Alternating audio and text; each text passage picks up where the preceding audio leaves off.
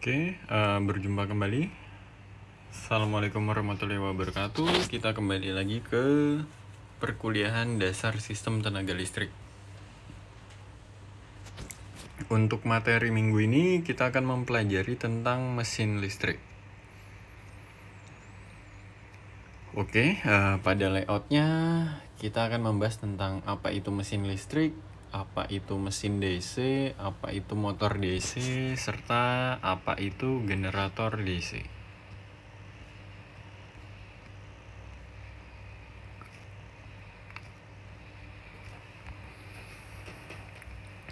Di sini dijelaskan, mesin listrik itu terbagi menjadi dua. Yang pertama adalah mesin statik, dan yang kedua adalah mesin berputar. Mesin statik, kalau di electrical, seperti yang kita tahu adalah transformator. Sedangkan untuk mesin berputar, dia terbagi menjadi dua lagi, yaitu mesin DC dengan mesin AC. Yang mana di sini mesin DC adalah motor DC dan generator DC. Sedangkan untuk mesin DC, dia ternyata terbagi dua kelompok lagi. Menjadi mesin sinkron, generator sinkron, motor sinkron, dan mesin asinkron, generator induksi dan motor induksi. Kita masuk ke mesin listrik. Di sini bisa kita lihat, ini komponen secara umum ya. Ini tidak motor AC atau motor DC, tapi kalau di contohnya pada gambar, ini adalah contoh dari motor AC. Yang mana seperti yang kita tahu ditunjukkan bahwa di situ ada bagian dari stator atau bagian yang tidak berputar, dan itu ada rotor, bagian yang berputar atau yang berada di tengah. Sedangkan stator adalah yang di sampingnya ya. Lalu ada air gap, celah udara, celah pemisah antara rotor dan stator. Nah, bagaimana jika tidak ada air gapnya, Pak? Jika tidak ada, maka motor tersebut tidak bisa berputar karena akan terjadi gesekan ya. Ini adalah contoh dasar konstruksi mesin listrik. Di situ ada frame. Frame bisa diartikan sebagai bodinya ya, atau besinya, penahannya, penompangnya. Di sini masuk ke hukum tangan kiri Fleming dengan hukum tangan kanan Fleming. Prinsipnya sama, akan tetapi kalau hukum tangan kiri dia seperti yang bisa kita lihat, dia searah jarum jam. Sedangkan kalau tangan kanan dia berlawanan dengan arah jarum jam, atau clockwise dan counterclockwise. Seperti yang kita pelajari kemarin ya tentang magnetik, yang mana F itu adalah arahnya dari motion konduktor, sedangkan magnetic field dia berada di sampingnya. Sedangkan arusnya dia menuju ke bagian I, di situ ditunjukkan.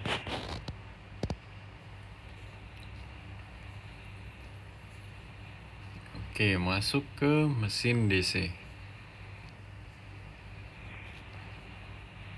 Nah, di mesin DC ini seperti yang saya jelaskan tadi, terbagi menjadi dua, yaitu motor DC dan generator DC. Yang mana motor DC, mesin yang mengkonversi energi listrik DC menjadi energi mekanik.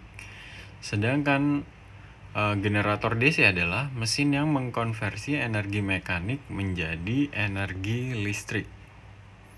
Jadi dua hal yang berbeda ya. Kalau motor DC dari energi listrik menjadi energi mekanik, sedangkan kalau generator DC dari energi mekanik menjadi energi listrik. Nah, di sini adalah contoh konstruksi dari mesin DC. Mesin DC pada umumnya dia mempunyai yang namanya magnet di kiri ya. Magnet, lalu armatur, lalu ada kutubnya bisa dilihat itu north dan south. Itu berarti dia menggunakan satu kutub saja. Lalu direct current brush. Di situ ada brush yang terdiri dari komutator. Sedangkan yang di sampingnya itu dari sisi dua dimensinya. Bisa kita lihat di situ ada brush, di situ sikat brush. Dilihat ada kabel berwarna kuning, itu mengartikan dia disuplai dari sumber lain. Sedangkan kabel warna biru di situ adalah untuk memutar dari motor tersebut, dari rotor tersebut.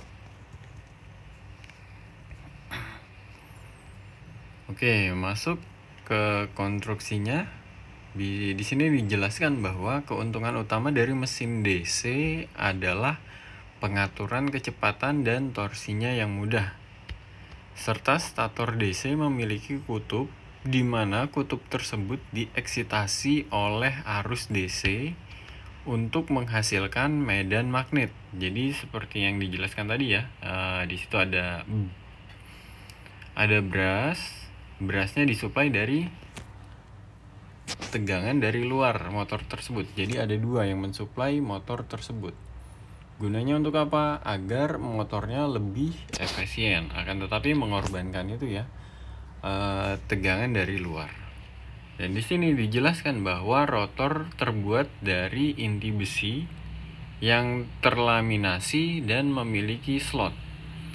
Yang dimaksud terlaminasi itu mungkin contohnya adalah seperti di varnish seperti itu ya. Jadi ada lapisannya agar membuat rotor tersebut kerapatannya konstan. Nah, di sini adalah contoh dari konstruksi mesin DC, yang mana di sini adalah contoh real dari konstruksi statornya. Di situ ada file winding atau lilitan kabelnya, serta di situ ada pole atau kutub dari motor tersebut. Yang mana jika dia mempunyai dua pole seperti ini, dia berarti memiliki dua kutub, yang mana polnya akan saling berseberangan ya, di bawah atas seperti itu. Lalu di sini masuk ke konstruksi lainnya. Di sini adalah contoh dari motor mesin DC yang contohnya secara besar ya, memiliki beberapa kutub. Di sini bisa kita lihat ini memiliki 4 kutub kalau saya hitung di sini. Oke.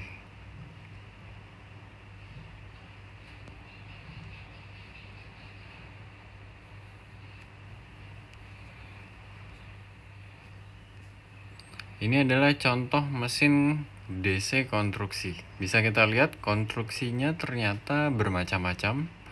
Semakin banyak, semakin kecil seperti itu, maka akan semakin efisien. Nah, bisa kita lihat ya, kalau ini biasanya dapat kita jumpai di dinamo-dinamo motor kecil seperti itu, atau penggerak, atau dinamo Tamiya. Oke. Nah, di sini bisa kita lihat dia menjelaskannya secara detail lagi. Brushes itu ada di mana? Brushes terdapat biasanya di ujung dari motor tersebut, di ujung depan. Itu ada brushes, lalu ada komutator, lalu ada fan atau ada kipas angin. Lalu di situ ada bearing juga. Di sini bisa dijelaskan bahwa rotor iron core dia termount atau tergabung dengan inti besinya. Lalu ada beberapa coil slot seperti itu.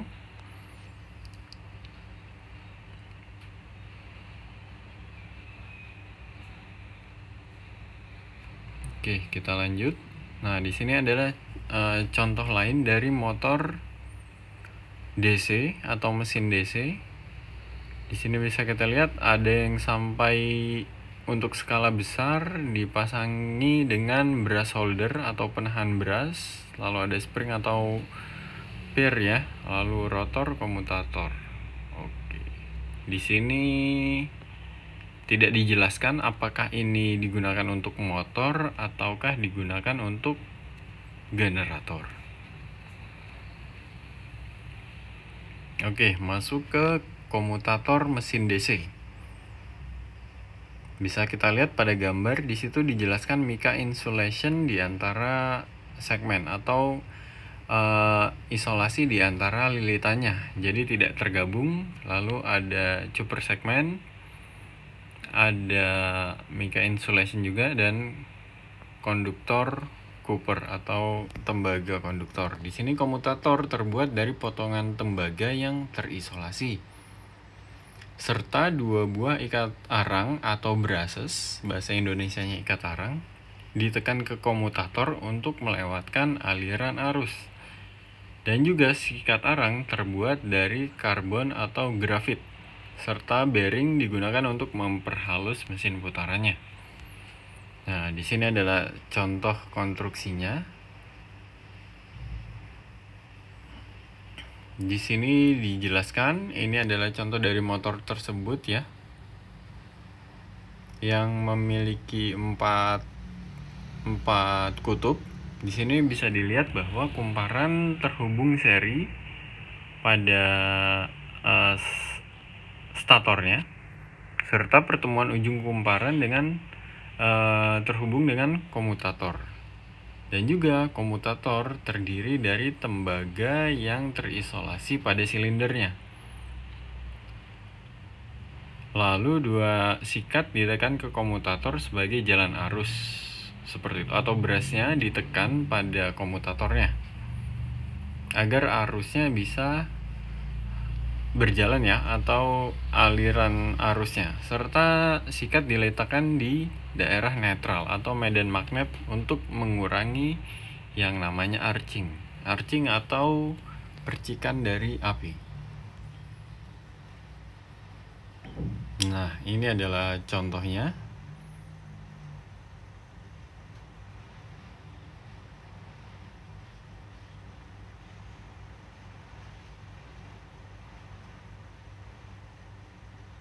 Yang mana konduktor melewati zona netralnya. Zona netral adalah yang berada di tengah-tengah. Jadi kalau kita contohnya memutar motor biasanya, itu pasti ada tahanannya ya. Misalnya kita memutar sedikit, truk tertahan oleh magnet, putar lagi tertahan oleh magnet, tertahan oleh magnet. Nah, yang di tengah-tengah itu, di antara tertahan dengan tidak, itu namanya zona netral. Oke, masuk ke konstruksinya masih. Di sini belitan utama pada mesin DC yang paling penting adalah armatur winding atau belitan jangkar. Di sini dijelaskan belitan di mana diinduksikannya tegangan yang terletak pada rotor, atau dengan kata lain lilitan pada rotor. Di sini belitan medan atau field winding, serta belitan yang menghasilkan flux magnet utama pada mesin yang terletak pada statornya. Jadi kalau kita cek pada motor DC itu memiliki banyak sekali kumparan yang terdiri atau terdapat di rotor dan statornya. Gunanya untuk apa? Untuk aliran fluxnya berjalan lebih baik dan efisien. Oke, di sini contoh dari rangkaian ekivalen. Perlu diingat, yang namanya rangkaian ekivalen itu seperti apa? Rangkaian ekivalen seperti ini ya. Oke, di sini mesin DC dapat direpresentasikan menggunakan tegangan resistansi terhubung seri R. Kita lihat RA sebelah kanan itu kita contohkan sebagai mesin DC-nya atau motor DC-nya. Nah, sedangkan di kirinya adalah rangkaian medan dipresentasikan oleh belitan yang membangkitkan medan magnet resistansi yang terhubung seri atau bisa disebut RF seperti itu. Jadi dia dua buah rangkaian yang berbeda digabungkan untuk menjalankan satu mesin DC.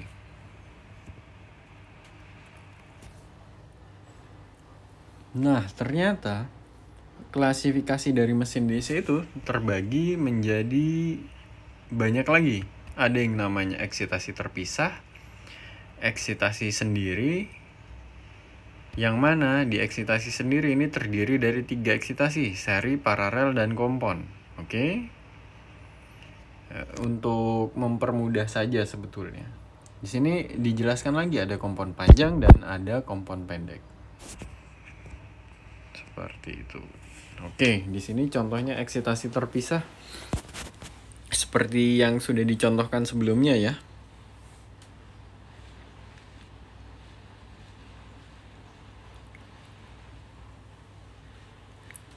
Di sini dia terdiri dari 2 buah rangkaian.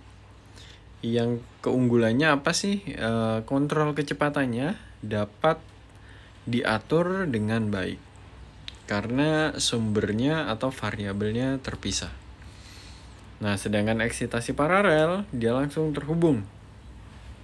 Di sini dijelaskan bahwa belitan jangkar dan medan terhubung paralel serta bekerja untuk kecepatan yang konstan. Lawannya dari yang tadi ya, bervariasi. Nah, di sini dijelaskan eksitasi seri. Yang mana eksitasi seri ini terdiri dari belitan jangkar medan dihubungkan seri.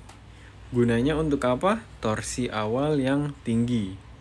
Jadi semuanya ada kegunaan, akan tetapi kalau yang paling fleksibel adalah mesin DC dengan eksitasi yang terpisah.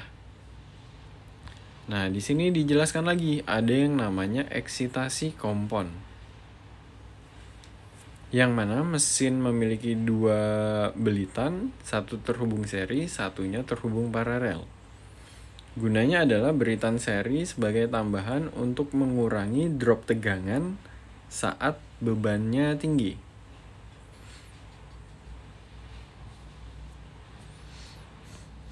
Nah, lalu di sini ada yang namanya eksitasi kompon panjang dan kompon pendek.